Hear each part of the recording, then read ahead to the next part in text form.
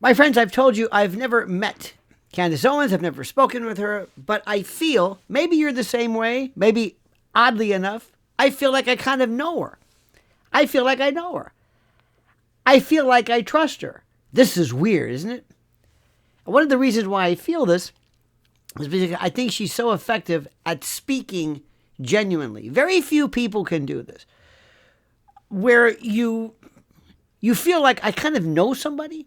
Think about this. Next time you watch anybody on any platform, ask yourself, I've watched them for a while. Do you feel like you can tell when they're being honest or not, or that they're leveling with you? Or do you feel like they're performing? Do you? Do you feel, for example, that when you listen, can you trust, who is it? Alex Jones, Megyn Kelly, Joe Rogan? Do you feel, think about this. And I'm not giving you an answer. I'm not telling you who's right or wrong, but ask yourself this question. Do you feel like you can trust them? Because I feel like I can trust Candace Owens. And I'm pretty good about this. There's an ease when she speaks pretty clearly. A lot of times we don't have names for our bullshit detector, which is really what it is, and lying detector. There's BS and then there's lying. I don't see that with her. And my advice to her is, you know what? I'm sure you know this. You're very smart, but you've got to understand. Always presume that the person you're dealing with, other than your spouse, your immediate family, and sometimes, depending upon the family, that's an exception, but always assume that the person that you're speaking to is going to hose you. Not deliberately, not to hurt you, but that their word means nothing. There's no idea of, my word is my bond, I look out for people. People are cold, detached, they're unfeeling. They're not psychopaths in the classic sense. They just don't care. They just don't care about you. And if you've been involved in business and corporations, as long as many of us have, myself included, and especially when you deal with people in the world of media who are into performance and BS and lies and distortion and image and gloss and shtick and schmaltz and you wonder, is anybody here? Does anybody here know? Can I trust anyone? So my advice to you, Candace, is you can't. Believe me, you cannot do this. This is something that you cannot do. You cannot do this. Now, this is the part which is the most important. This is the part which is the most important. I want you to understand. Let me turn this damn phone call off. I love when people all of a sudden call me in the middle of this. I'm busy. Can't they tell? All right.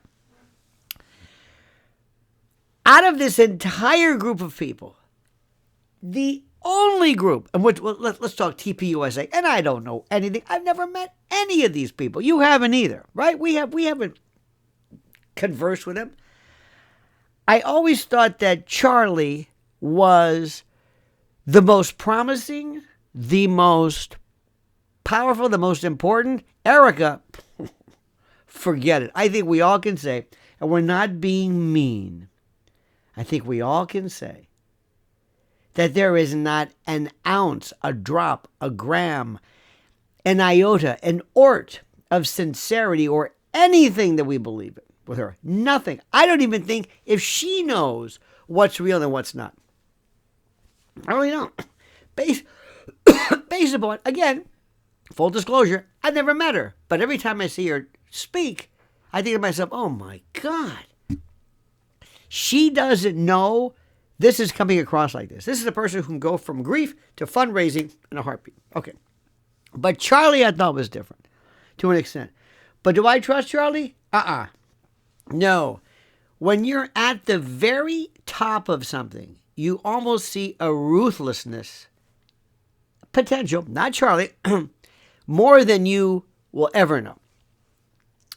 I will also tell you that when you have something that provides a moral cover for you, namely deep-seated Christian morality, adherence to the good book, adherence to the Word of God, references to God and Jesus in the Bible on a regular basis, it gives some people even more of a cover. Think about this. When you're dealing with somebody who's talking raw politics or raw policy, There's not a lot they can hide behind. Everybody wants to find something. Maybe it's the flag. Maybe it's the tradition or the liberty or America, whatever it is. But people will normally try to find something to hide behind. It's very, very important. Very, very critical. I'm not saying that was the case with Charlie, but in this particular case, there may be some deception that I think Candace speaks of. But my advice again to her is don't believe anybody. You can trust him more. But when it comes to millions and millions and millions of dollars, as Cyndi Lauper said, money changes everything. And also, when you're in a world of constant performance, you've always got to be on. Charlie Kirk's got to be Charlie Kirk. He can't come out and say, you know what? Do you ever think that maybe sometimes God just forgets you? You can't say that. I mean, you might, but no. You're inspirational. You are inspirational. And the same thing with Erica. You cannot ever let off. You can't take your foot off the pedal. This is what you have to say. This is what you're there for. Consequently, in order for you sometimes to say what you don't believe, you've got to be pretty good at being protean and chameleon-like. Okay, that being said, that was a long introduction for the heart of what's happening. What's very interesting, we're hearing from Candace in this, and I'm not going to play her very well-produced spot so that I can comment on it. I'm going to comment like this. You go watch her. You figure it out. You don't, put it this way, you don't have to watch her to listen to what I'm saying. Does that make any sense? Because I got to tell you something. A lot of these people, Candace is doing all the work, and this is great. Just take a big chunk of what Candace says, and I'm going to comment on it. What about you? Why don't you just comment without that? Oh, no. I gotta comment on that. And I know sometimes it's very interesting, and they're very successful, but you can get a little lazy. Anyway, enough of the pontificating. And the statements made from Candace Owens, particularly she talked about a public and open letter to Erica Kirk. And it's interesting. It brought new kind of clarity to events surrounding Charlie Kirk and TPUSA and the like. Now again, remember Charlie. This is when somebody is the victim of apparent violence, or him obviously violent crime, but just like this poor Nancy Guthrie, who has been ostensibly kidnapped. We don't even know what she was: abducted, kidnapped, missing. Who knows? You've got to be careful in that somebody who has been the victim of crime, you give them a certain degree of reverence. However, remember, just because you were the victim of crime doesn't mean that gives you a clean slate when you were alive. That's all I'm saying. I love the fact that I've had relatives and people that we couldn't stand when they were alive. They die all of a sudden, and we're supposed to say, oh, but they were fantastic. No, they weren't. They weren't good people. Sorry they're dead. But money changes everything, and death changes everything. We tend to be a bit, dare I say, funereal to the point of overlooking reality. In any event, for sometimes many people have maintained that Charlie was not entirely detached, as one would think, from the internal dynamics and goings-on of the organization that he led. He was not some fool. He was not some hayseed.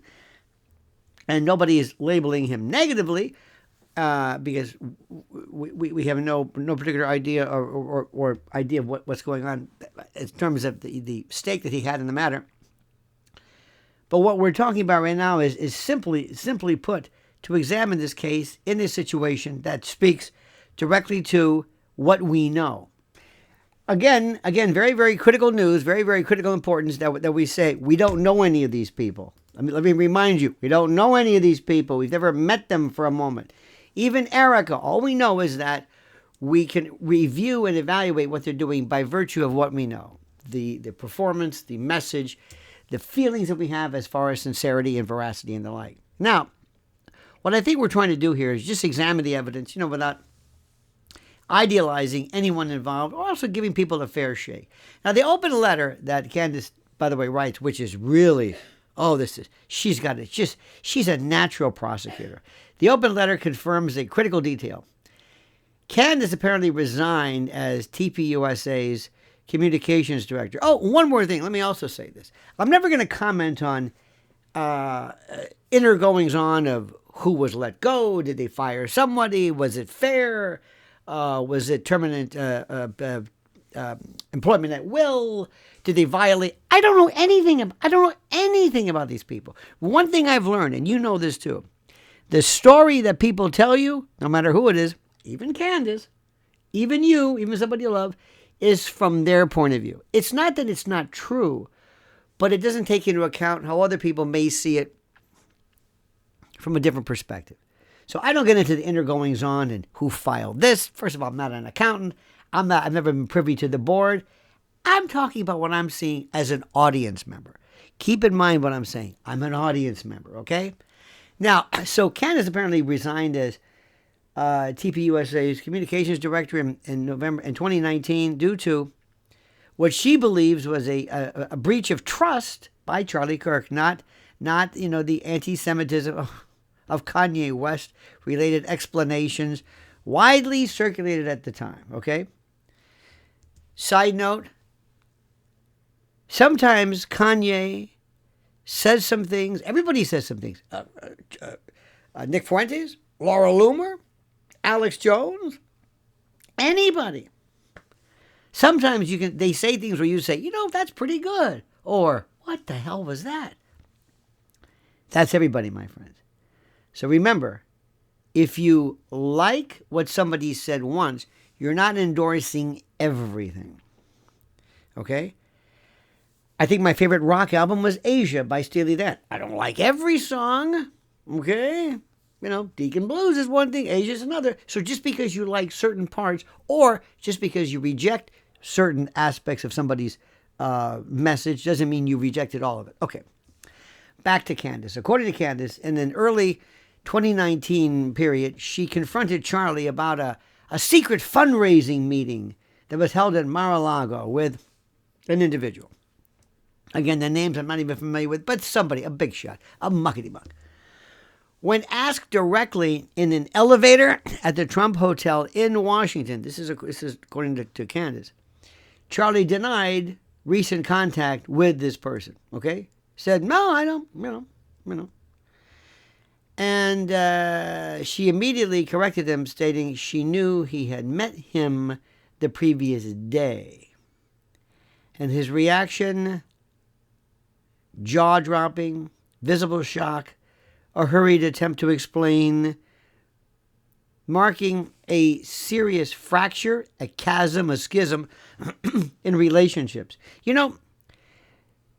In our life, we will sometimes be, there's a sense of betrayal, and there's a lot of variables of that.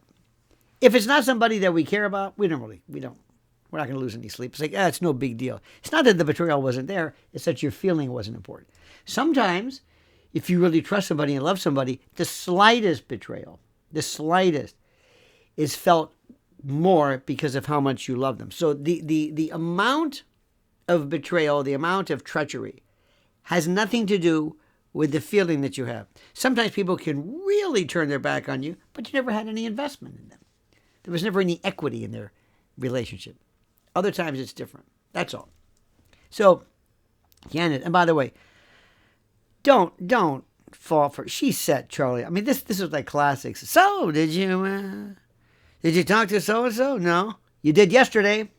Oh yeah, gotcha. Charlie, what are you doing? Remember something. I'm going to say something to you which it really makes the most sense. Just tell the truth. I know it sounds silly. I know it sounds like, wow, that was profound. No, I'm serious. I've learned. Tell the truth and act like it's no big deal. You don't have to worry about changing your mind or being caught. Sometimes people feel like they can obfuscate. Sometimes, again, when you're in the public eye and you're really good at saying a lot of things and raising money and going on cable news and speaking before thousands of people, you sometimes feel very facile with the ability to, speak, smoothly, if you will. That can sometimes, unfortunately, be perceived as you lying. So be very careful. Remember, trust me when I tell you this. Just tell the truth. and act like it's no big deal, but tell the truth. I'd rather be accused of underestimating the truth than not telling the truth, okay? So, back to Candace. They discussed the matter downstairs, and Candace expressed deep disappointment. She warned Charlie. She said, listen, the new influences within TPUSA, particularly following, I guess, that Kanye West controversy then, were shifting his priorities, this is according to Candace, towards financial gain above all else. She specifically flagged concerns about certain individuals that she references. And I'll let you go through their names. I don't know who these people are. I don't want to misquote the name. I don't know. But let me tell you something. First, when people love you, and I think Candace loved him, not romantically, but I mean, I think she really cared. They were brotherly, sisterly, fraternal love, or whatever you want to call it. Listen to people who trust you, okay? Number one. Number two, please don't take this the wrong way. Please. I know what I'm going to say is right, but somebody's going to take it the wrong way. Some women, not all women, but some women are better able to detect perfidy and lying and treachery than others. My wife is the last person you ever want to try this with. First of all, she remembers everything you ever said. Everything. Not out of paranoia. She just has a great memory. Number two, she can sit there and read. She has like glasses. She can see like if mendacity had a color glow or something, like an aura, she can tell. And I think, well, let me stop right there. Women are smarter with this. They understand treachery better. I know what you're thinking. But put it this way. For interrogation, women. Absolutely. Listen, men are, bless their hearts, we're kind of, that's, you know what I mean? We're simple. We're more like Fred Flintstone. I've always said women are crazy, but men are stupid. Women are crazy sometimes because their brilliance allows them to see things differently and appreciate slights and treachery more so. So consequently, it comes across like maybe they're a little bit more paranoid than others when in fact they're not. They're just smarter. All right, I'll leave it at that. I know people are going to, comment below because no matter what I say, people take it. What are you going to do? Anyway.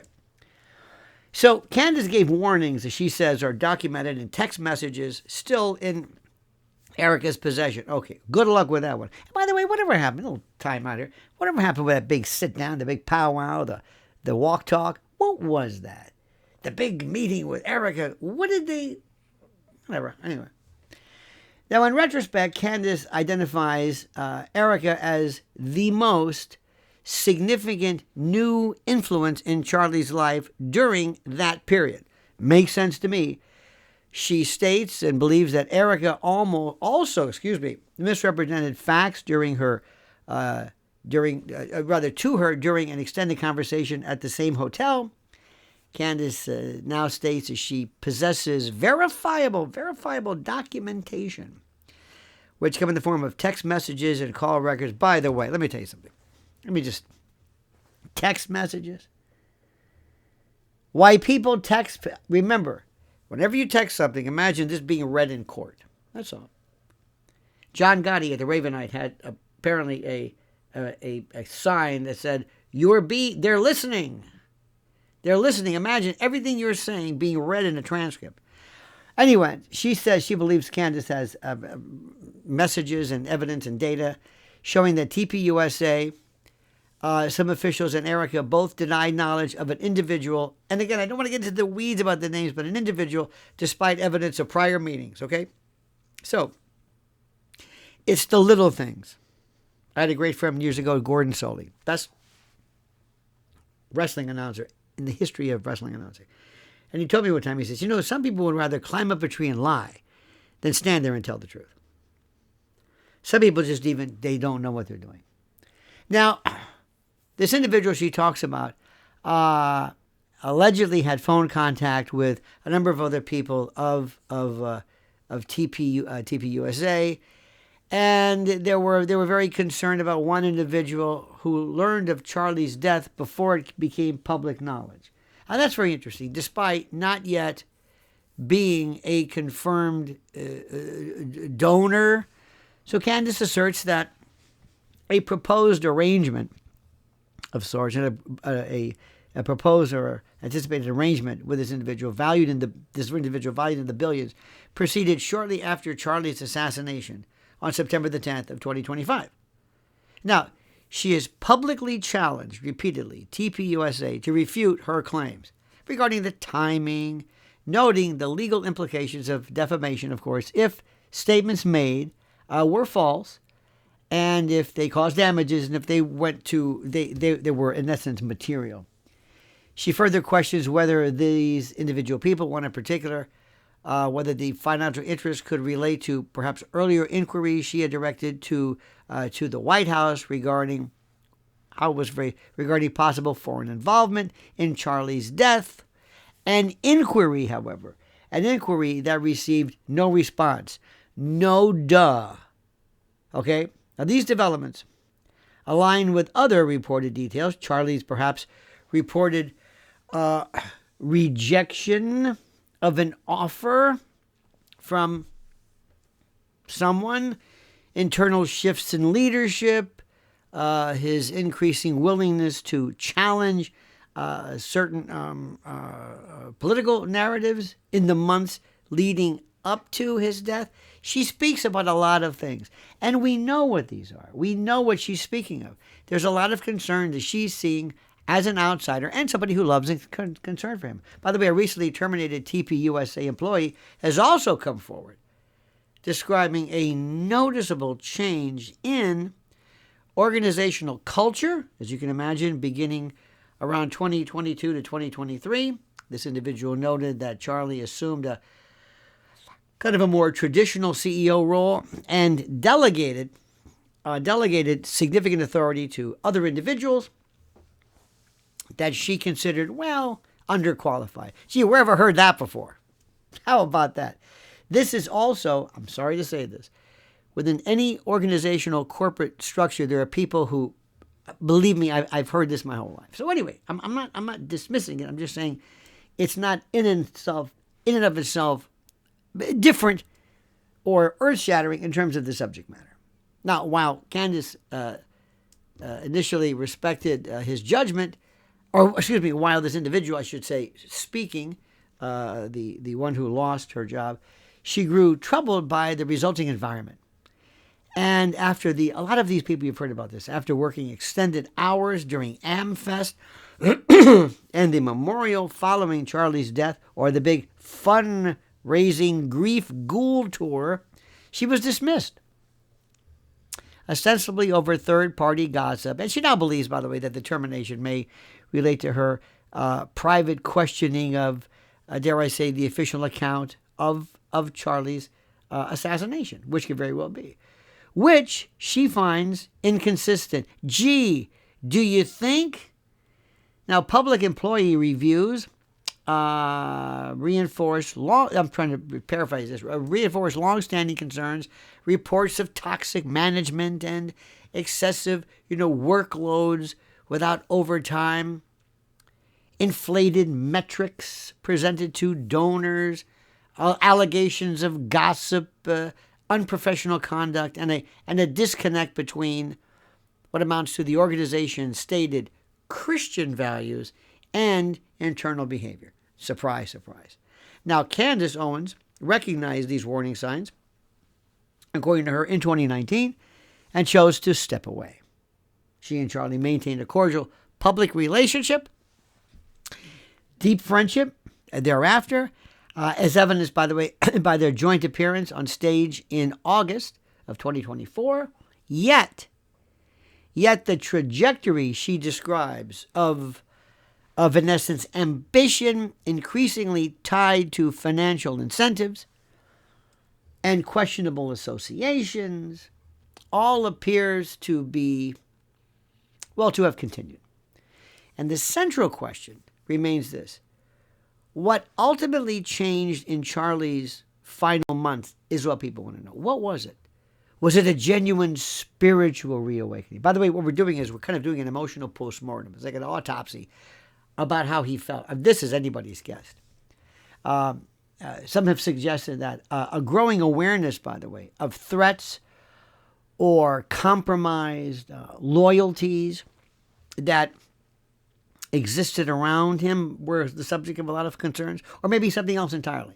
Now, these aren't conclusions. They are questions raised by credible voices and individuals, many of them documented claims and the like, with receipts, as they say. And the pursuit of clarity must continue, obviously. And I want to hear, obviously, from you, but I want to tell you something, and I want you to listen to me very, very carefully. And this is why sometimes we need kind of a mentor ship or something in this area. I have, and many of us have done this. I've been doing this for the longest time. And 37, 30, this is my 38th year, 38th, 39th, whatever it was, since getting into professional media, talk radio media, and gone through everything you can imagine. Not only that, the world of courts and judges and prosecutors' office and politics and I will tell you, especially that, especially to our younger folks who are ideological, who believe in truth and believe that things are different. I say unto you, don't fall for this crap at all. There isn't a day that goes by when the following will occur. You and me, we're friends. We've known each other our whole life. We've shared ups and downs. We know each other's spouses and the birth of our children and blah, blah, blah, blah. And then we go into business and it all changes. Then you realize what a bum your friend is. You never saw this before. You never saw this. Or they're financially irresponsible. Or they've got a drinking problem. Or a drug abuse problem. Or they're a thief. Or their word is sort of whatever. And you never knew this. You never knew this. Years ago, people would always say, do you think that people dating should live together before they marry? Absolutely. You don't know what somebody's like until they drop their guard, until you realize this person's a slob or a pig, or people just lower their guard. It's like trying to maintain your posture. It's good for like 30 seconds, and then you forget. You're back to the way you were. Surprise, surprise, surprise. The more money at stake, the more the fraud. The bigger the message. What is the message of TPUSA? It's about Christianity and love. And we're excited. We're here to sponsor the word of the Lord. Now, I'm not mocking Christianity. Please. Christianity has nothing to do with this. This is the business of Christianity. Aha! That's a different story. I have studied evangelicals my whole life. I've got friends of mine who are actually in the evangelical business. I love them. I love the cadence. I love the performance. From David Paul, one of my favorites, I Was Slain in the Spirit by Ernest Angley, to you name it, Jimmy Swaggart, I have sinned. And you have, oh my God, remember the prophet, the Elijah Muhammad and women out of wedlock. And I was raised Catholic. Okay, I'm a retired Catholic. Got no beef against the religion, but the Catholic Church, parishes, priests, parochial school, the interstitial goings-on of that.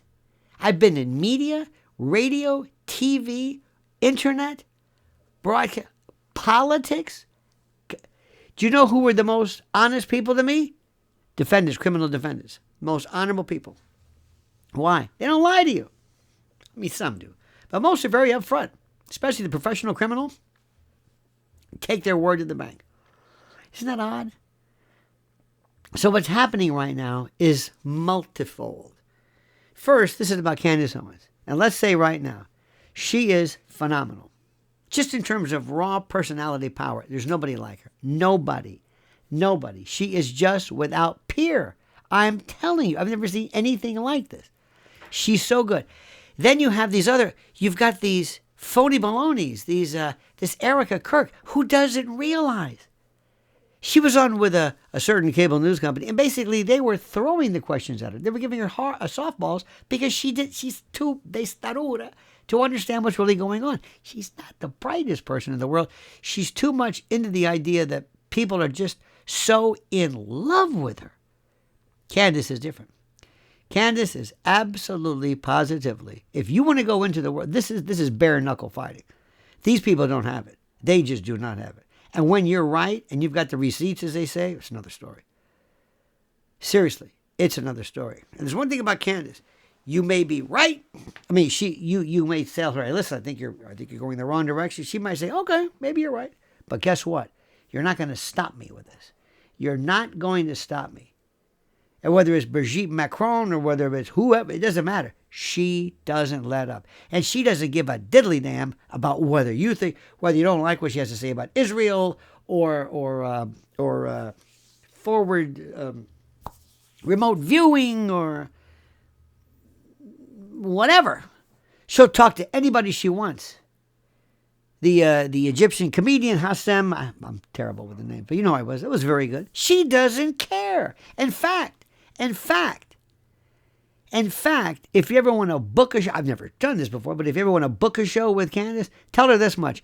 I know there's no way you would ever want to talk to me because, well, I don't think you can take the heat. What?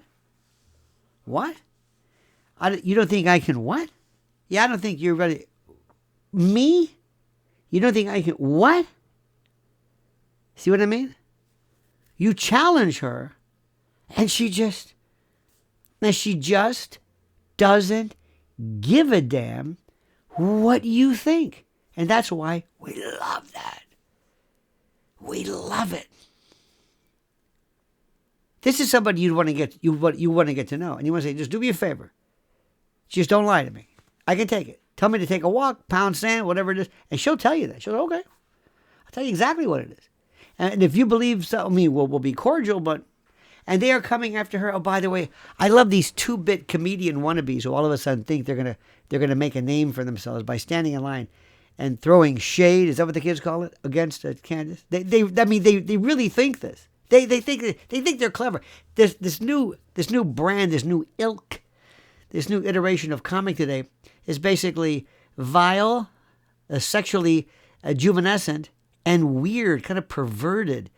And these are a bunch of weird folks whose medication apparently hasn't kicked in because they're not funny and they're mean. And they think that they are, again, kind of like Erica thinks she is possessed with manifest beauty and charm. These people think they are at the cutting edge of brilliance and sharp rapier wit with their ripostes and their rebarbative rabotes, and in any event, we'll leave it at that. My friends, thank you for listening. Thank you for your kindness. Thank you. And thank you, by the way, for the love and the support that you've shown my woman that I love and respect and support, my wife, who returns a favor, for Lynn's Warriors. She is the ultimate fighter, 24/7. You know what she was doing today? She's got a piece coming out. Arranged marriages. I'm not talking foreign. I'm talking here. People selling their children. You're going to say, that doesn't happen here. Wanna bet? Listen, I know the Nancy Guthrie thing. I know it's tragic, but come on. You've got to be able to handle more than one topic at the same time. Kids, you might want to ask your parents. There was a fellow named Eric Brennan who would stand with these plates on Ed Sullivan. He'd have a stick and he had this plate. He would spin this one and then this one. He'd spin these plates and he had to keep them all going at the same time. That's what I'm doing. That's what we do. We have plates and bowls spinning simultaneously. And as F. Scott Fitzgerald said, we're also able to handle two seemingly inconsistent thoughts simultaneously without losing our mind. So anyway, thank you for following her at Lynn's Warriors. I appreciate that. Support this intrepid spirit. Also, like this video. It sounds so half-assed, doesn't it? Like it. The like is one of those metrics that YouTube loves because I want people to understand my point of view. Try to figure me out. Go ahead. Good luck. Because I am case by case. And as John Maynard Keynes says, when the facts change, I change my opinion. I am situationally related. I don't have this belief system that I hold, irrespective of the fact that it's an anachronistic way of looking, because nobody's thought that way in 50 years. I'll leave it at that. So please like the video, subscribe to the channel, subscribe, hit that little bell so you're notified of live streams and new videos. And by the way, I've also got some questions for you to ask about this. And support that Candy. God love her. She is the best. I mean, there's not enough I can say. She has given me such intellectual entertainment by virtue of her indefatigable spirit, this intrepid stick-to-itiveness, and this fastidious attention to what we call the expatiation vectors of veracity and verity. All right, my friends, have a great and a glorious day, and comment as you see fit.